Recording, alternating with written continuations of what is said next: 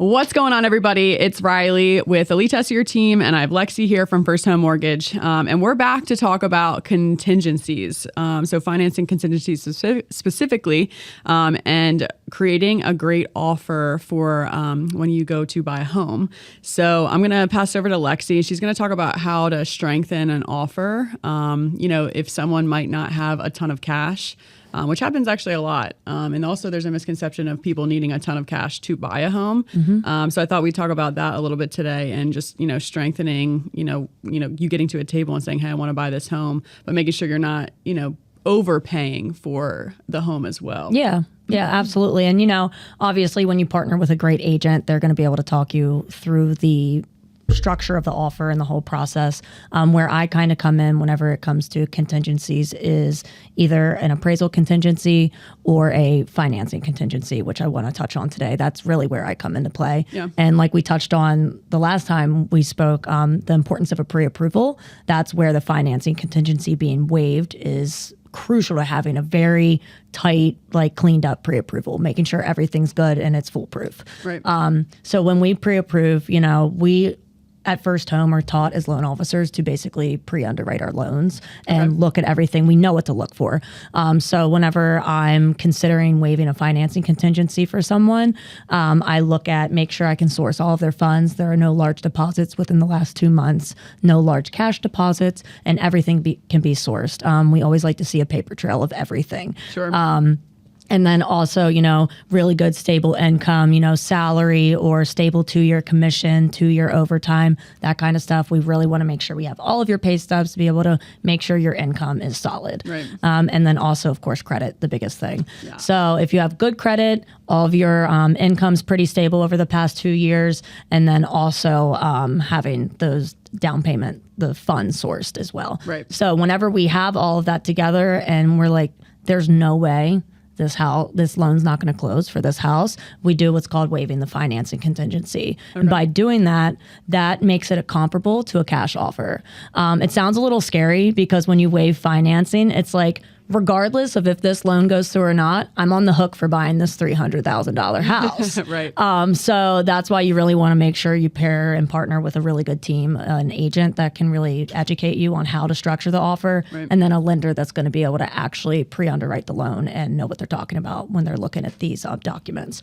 So once again, that helps with, if you don't have a lot of cash, you can do the waiving of financing with 3% down. So, on a $300,000 house, that's $9,000 for your down payment. I know. And I think that a lot of misconceptions happen around, I need a ton of cash to close on a home, period. Mm-hmm. And we were just talking about, kind of that threshold of where people lie in their cash and how much different it really depends on what mm-hmm. you need to put down. So I think that if you could talk about that a little bit. So say I have a $300,000 home that I'm looking at, and, I have 20% that I could put down, but I'd like to save my cash. Mm-hmm. What would be a reason why I would keep it? What are some things, how does it affect down payment? What does it affect on mortgage insurance? Yeah. Could you talk about that a little bit? Yeah. So just for an example, we'll just run with a conventional loan just because that's easiest and that's one of the most popular ones. So on a $300,000 house, 20% down is $60,000. Right. So if you have the $60,000 plus the closing costs, I always tell people, don't deplete all of your cash. Cash is king, right, especially in an economy where, we're a little unsure of things. Right. So I always say that, everyone, keep your cash. Keep your cash. From cash a loan is king. So basically, if, you have the money for the 20% down, I have a client right now actually working with you all. And basically, they are like, we are stuck on 20% down. We don't want to pay mortgage insurance. I'm like, well, you have $80,000 to work with, and your closing and down payment is $80,000. We don't want to deplete all of that. Sure. You move into a house, there are some expenses. Right. I personally, there's quite a bit of expenses. New furniture, that kind of stuff. Water heater, you got a lot of HVAC if something happens. So you want to make sure you have a cushion once you get into the home. So I told these clients, I was like, look, they really want to buy down their interest rate more to get their payment under $2,200 a month. So I'm like, look, what we can do is we can lessen your down payment to 15 to 18% down and use the extra funds that you were planning for a down payment to just buy out your mortgage insurance. Right. So mortgage insurance, there's a threshold with it. So 3% down to 9% down, it's going to be more expensive than, 15 to 20% down payment. Does that make sense? Yeah. So, there's a threshold to it. So the closer you get to 20%, the cheaper the mortgage insurance is. So I always kind of say it's like a seesaw. And why is that? Just because the strength of your cash and it's better for the loan Yeah, product? everything that we do is risk based. So the less skin in the game you have, the more insurance it's going to be. Makes sense. And once again, mortgage insurance doesn't protect you as a buyer. It protects us, the lender, Sure. Because at the end of the day, we're giving you hundreds of thousands of dollars for something that you don't have as much equity in. So we're like, you're going to pay insurance on this. So if you default, we're protected. Right. But there are different ways to structure your mortgage insurance. You can pay it monthly. You can pay it up front. Typically, if you're getting closer to that 20% threshold, 20% down, buying it out front is probably one of the best things because it's super cheap to buy it out up front. Right.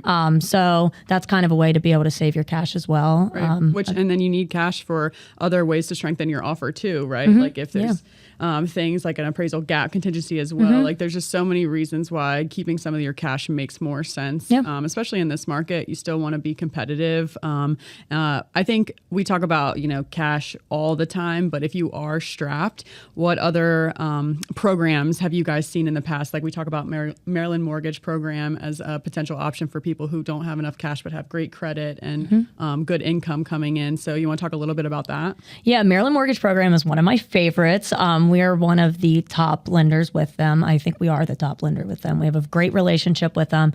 Typically, I always say if we're going to use Maryland Mortgage Program, there is an added layer of review that needs to be done by the state. So I always say, 30 to 35 days for closing on those. But the most popular one that I use is the 3% down product within their program. So basically 3% of the loan amount towards your closing costs. So it covers your down payment basically. Awesome. So a $300,000 loan, you're getting $9,000 once again towards your down payment. Right.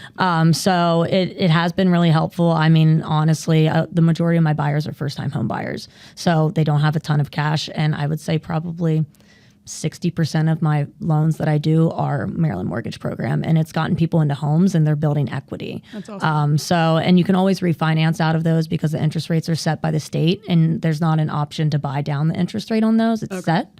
So, once you hit the 6-month seasoning period of having the loan, refinancing is also an option.